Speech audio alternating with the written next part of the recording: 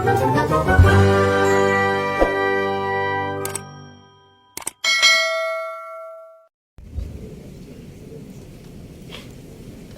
pagi semua. Apa kabar? Sehat? Alhamdulillah, nanti malam terbang ke Korea. Assalamualaikum warahmatullahi wabarakatuh. Sejahtera untuk kita semua. Om Swastiastu, Namo Buddhaya, salam kebajikan. Alhamdulillah hari ini kita bisa bertemu. Hari-hari yang ada jadwal yang sangat ketat, ya. Nanti saya jelaskan pada adik-adik kita, keluarga kita, pekerja kita. Tapi yang pasti istimewa ini, orang-orang penting di negara ini hadir untuk melepas kalian semua. Tadi sudah diperkenalkan oleh MC, tapi untuk lebih afdol saya ingin memperkenalkan kembali nanti anggota DPR RI Komisi 6 Mbak Rike Diah Pitaloka akan hadir dan beliau sedang dalam perjalanan.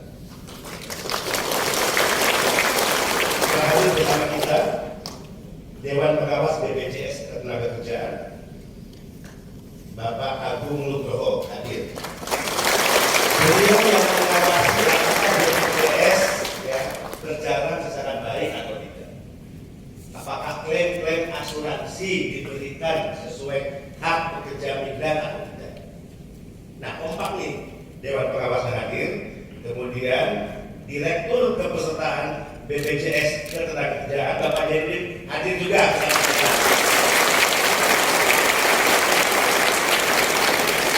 Itulah gunanya negara memberikan perlindungan jaminan sosial. Bayar BPJS, ya, sakit, kecelakaan kerja dalam perlindungan asuransi negara. Meninggal insya Allah tidak, tapi negara memberikan jaminan sosial tenaga kerja. Hadir juga bersama kita, kalau buka YouTube-nya, ini udah sangat populer. YouTuber, galaknya minta ampun. Semua orang takut kalau udah dikomentari oleh YouTuber yang satu ini. Politisi juga aktivis. Ibu Nyai Dewi Tanjung. Benar ya. Untungnya saya berkawan, kalau nggak berkawan saya tembak juga. Kemudian hadir juga bersama kita dari Bank Negara Indonesia. Ada asisten Vice Presiden ya, untuk kantor wilayah 14 BSD, Bapak Bela Haji Surjawan. Kemudian manajer teknologi kantor wilayah 14 BSD Bank BNI Bapak Dr. Andes Iwan Susanto. Hadir.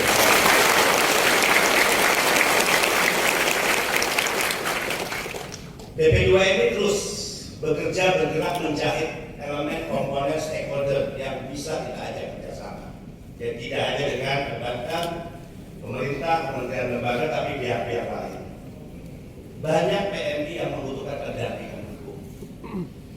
Banyak PMI yang mengalami penindasan dari pihak-pihak tertentu, sehingga butuh didampingi secara hukum, diedukasi bahkan secara hukum. Hadir bersama kita Ketua PBH Peradi Depok Bapak Rudi H. Nasution SAMH. Perhimpunan Advokat Indonesia. Tuh, ini bukti bahwa kita ini serius perang lawan mafia. Dan saya nggak sendiri, dibantu oleh kawan-kawan dari Peradi juga.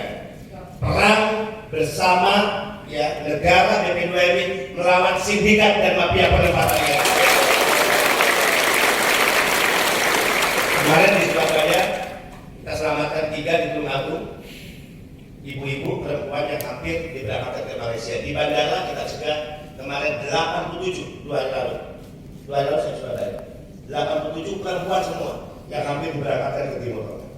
Hadir juga bersama kita Bapak Khairil Poluan SHMH dari Peradi juga.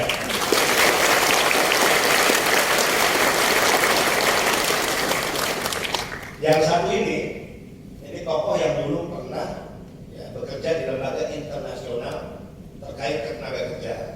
Banyak menangani masalah pekerja migran kita. Dan terima kasih sudah kembali ke Indonesia.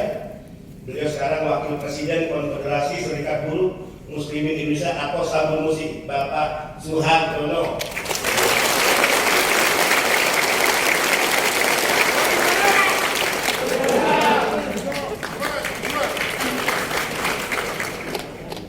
Hadir juga kawan baik saya, aktivis, ya sekarang beliau Bang Moni, oleh keluar. Saya didampingi hari ini oleh Deputi Penempatan dan Perlindungan Kawasan Asia Afrika, Bapak Gatot Hermawan, hadir, para Direktur Penempatan Pemerintah, Kepala Balai BP2MI se-Indonesia hadir, dan saya ingin menyapa yang terhormat orang-orang yang memiliki cinta dan kasih sayang sangat dahsyat di dunia selain Allah, yaitu orang tua kita, Bapak Ibu dari para pekerja migran Indonesia.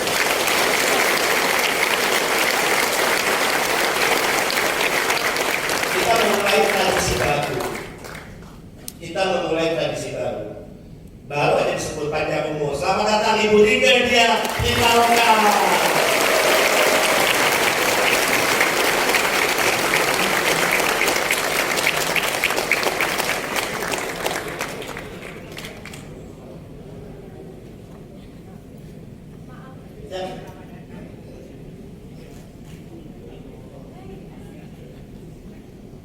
Saya jadi gugur kembali ke datang.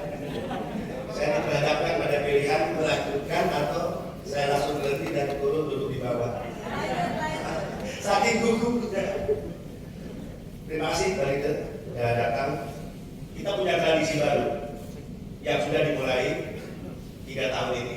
Kegiatan-kegiatan PMI itu live dan bisa diikuti oleh publik, transparan, tidak boleh lagi tertutup atau bahkan ditutup-tutupi. Negara harus membuka diri apapun yang dilakukan negara, karena konsekuensi program yang dilakukan negara itu bersumber dari keuangan rakyat. Rakyat berhak tahu sesen pun uang yang dia sumbangkan pada negara untuk kegiatan apa, apakah bermanfaat atau tidak bagi rakyat.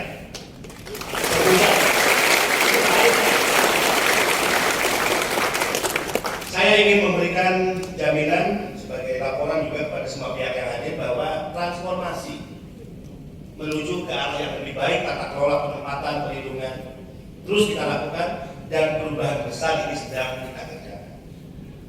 Contoh sederhana misalnya, kalau kita bernegara ya beda dengan mengumpulkan komplotan atau gerombolan kekuasaan itu beda. Kita ini sedang bernegara, punya pemimpin yang baik, presiden, punya para pembantunya. Jadi kita tidak sedang berkumpul yang kemudian kumpulan itu disebut gerombolan atau komplotan. Tidak, kita sedang bernegara. Prinsip negara adalah satu, membuat regulasi yang menunjukkan semua regulasi bahwa kita berpihak. Kita memberikan pembelaan kepada siapa? Rakyat, pekerja migran. Transformasi yang kita kerjakan, kita sudah melahirkan berbagai regulasi yang dalam regulasi itu menunjukkan negara hadir, negara berpihak, dan negara memberikan pembelaan kepada setiap pekerja migran Indonesia.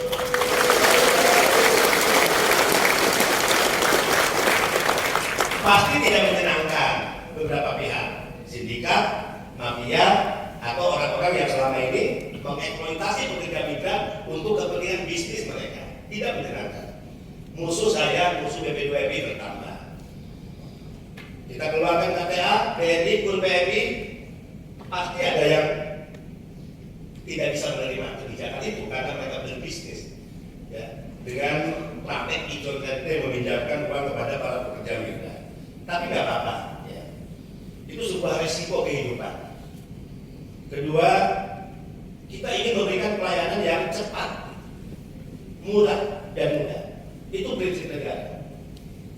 Satset itu yang diinginkan oleh rakyat, oleh PMI. Nggak boleh lelet, nggak boleh lambat. Dan sejak saya memimpin BP2MI, beberapa pejabat yang saya anggap lelet, kemudian lambat, saya katakan Anda parkir, Anda minggir, Anda tidak layak menjadi pemimpin rakyat untuk menangani. Ngapain ya? Negara rugi amat kasih gaji ke mereka. Ngapain ya? Rugi amat negara kasih atribut-atribut kekuasaan yang menempel di baju-baju mereka. Ngapain? Setiap pagi keluar dari rumah, senang dilihat tetangganya, dia punya pekerjaan, pakai mobil dinas, dibiayai rakyat.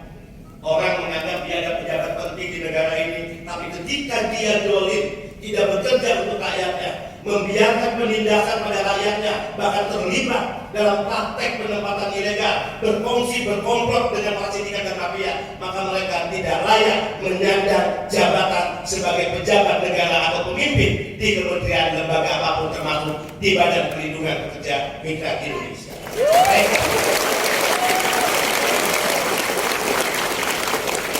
Anda bisa bayangkan kawan-kawan bagaimana proses percepatan penanganan masalah PMI. Sekarang kita sedang menangani 35.587 pendaftar di tahun 2023 yang sedang mengikuti verifikasi dokumen. Itu nggak gampang. Saya turun ke Surabaya, saya turun ke Semarang, saya turun ke Bandung. 35.000 pendaftar, satu orang itu harus menyiapkan dokumen kurang lebih 13 item yang kemudian diperiksa satu persatu oleh tim kita. Enggak mudah. Bersamaan dengan itu paralel saya turun langsung memberikan pembekalan kegiatan-kegiatan prelim yang sedang berjalan 5 hari 5 malam. Kemudian tiap minggu, hari ini kemarin prelim 600 di Depok. Sebelumnya Surabaya, saya turun. Kemudian 2.500 Surabaya, saya dengan Pak Ganjar menyaksikan langsung verifikasi dokumen. Hari ini saya melepas. Ini simultan, ini paralel. Inilah kerja-kerja negara. Tidak boleh seorang pejabat negara menurut dengan pekerjaannya. Tidak boleh dia merasa terbeban atas tugasnya.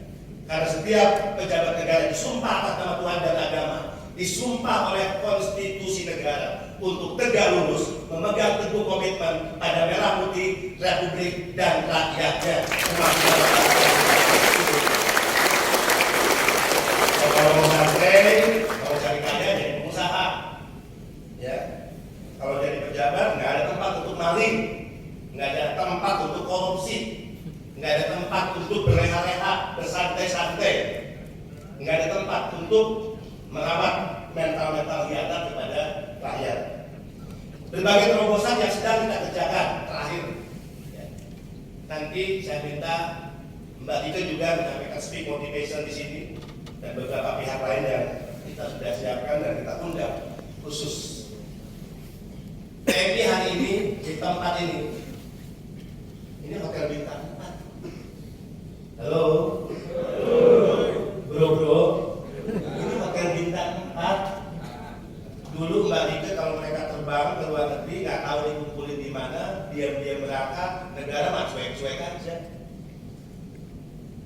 Sekarang negara mengkonsentrasikan, memberikan tempat nyaman, terhormat hotel bintang 4 dan itu gratis untuk pekerja kita. Dulu dikutip ya, jangan jahiliyah dulu dikutip. Jangan jahiliyah bayar setor.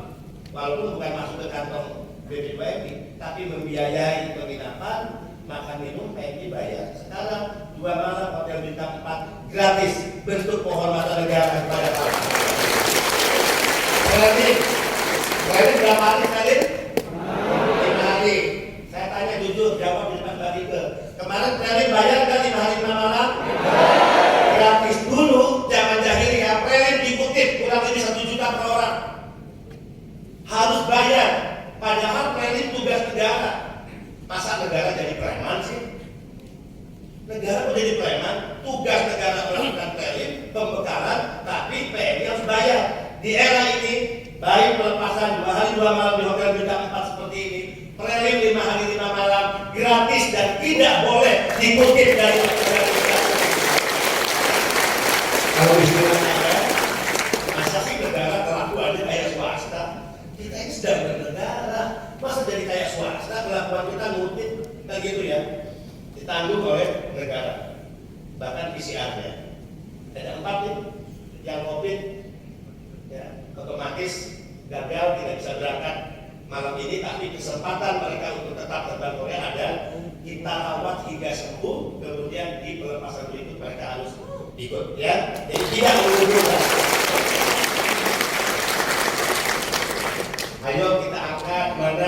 kredensial letternya. Tuh, ditampilin dong di layar sini. Teknisi ditampilin di layar sini. Ya, akan semua kredensial letternya. Supaya teman-teman lihat nih perubahan besar yang sedang kita kerjakan. Tampilin di sini mas, bukan ini mas, ini peserta tampilin. Jawab yang angkat tinggi-tinggi, mana kredensial letternya? Mana layarnya? Oh, kredensial letternya. Ya. Apa sih kredensial letter ini? Ini surat kepercayaan negara. Ya. Selama Republik ini berdiri, ini yang tahu ya. Selama Republik ini berdiri, udah usia berapa di negara kita? 77 tahun. Yang bisa pegang kredensial letter siapa? Anggota DPR nggak boleh loh, Mbak Tiga, Bupati nggak boleh pegang kredensial letter. Kepala daerah nggak boleh, gubernur, wali kota, bupati nggak bisa, menteri nggak bisa, saya nggak bisa. Hadir nggak bisa. Duta besar dilantik di Istana Negara oleh Presiden, diserahkan padanya kredensial letter, surat kepercayaan negara.